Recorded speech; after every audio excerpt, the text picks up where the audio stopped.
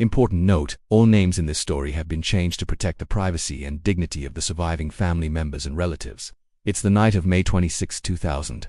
Slipping into the early hours of May 27th in the small Swedish town of Orrefors, known for its glassworks and quiet charm, laughter echoes as they set up their tent under the stars. What starts as a fun sleepover turns into a nightmare. An unknown intruder creeps in the darkness, armed with a knife. 2 children wake to stabbing pain in their necks. One 10-year-old girl doesn't survive. The town wakes to horror, and a manhunt begins that will shock Sweden.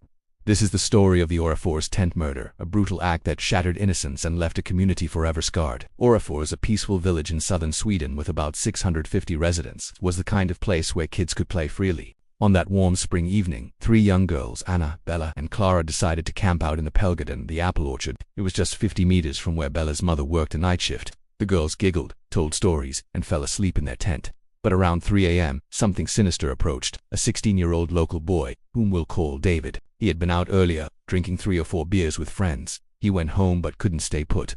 Voices in his head, he later claimed, urged him on. Armed with a traditional Moroniv, he snuck up to the tent. He carefully cut open the fabric, peered inside at the sleeping children, and then the attack began. In frenzy, David stabbed Anna in the neck, severing her carotid artery. She bled out quickly. He then turned to Bella, stabbing her in the neck as well. Clara, the youngest, somehow escaped unharmed in the chaos. Bella woke to excruciating pain, confused and terrified. She drifted back to sleep briefly, only to wake again and see Anna crawling out of the tent, crying for help, before collapsing outside. Bella, bloodied but alive, stumbled 50 meters to the glassworks, banging on the door. "Someone stabbed us," she cried to her mother. Alarms blared. An ambulance rushed in. But for Anna, it was too late. The 10-year-old girl was pronounced dead at the scene, her life stolen in a senseless act of violence. The orchard, once a playground, was now a crime scene. Blood-soaked tent, footprints in the grass, and a community plunged into shock.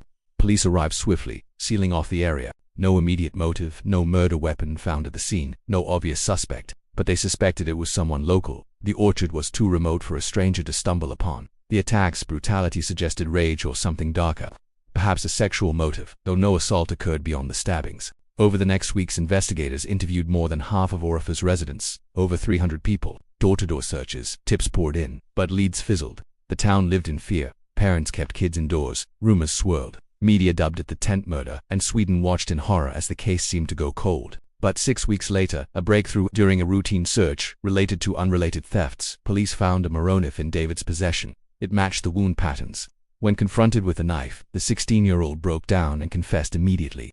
David was a troubled teen from the area, known for minor crimes but nothing violent. In interrogations, he described drinking that night, hanging out until midnight, then returning alone. He claimed auditory hallucinations, voices commanding him to act. He remembered cutting the tent, seeing the girls, then blacking out until a scream snapped him back. He fled, hid the knife, and tried to act normal. Forensic evidence sealed it. Blood traces, knife match, his footprints. A psychiatric evaluation confirmed mental issues, including possible schizophrenia-like symptoms from the voices. The motive, prosecutors argued it was a mix of alcohol, impulsivity, and perhaps sadistic curiosity. No prior connection to the girls. It was random, opportunistic horror. In court, the case gripped the nation. A child killer so young, the victim so innocent.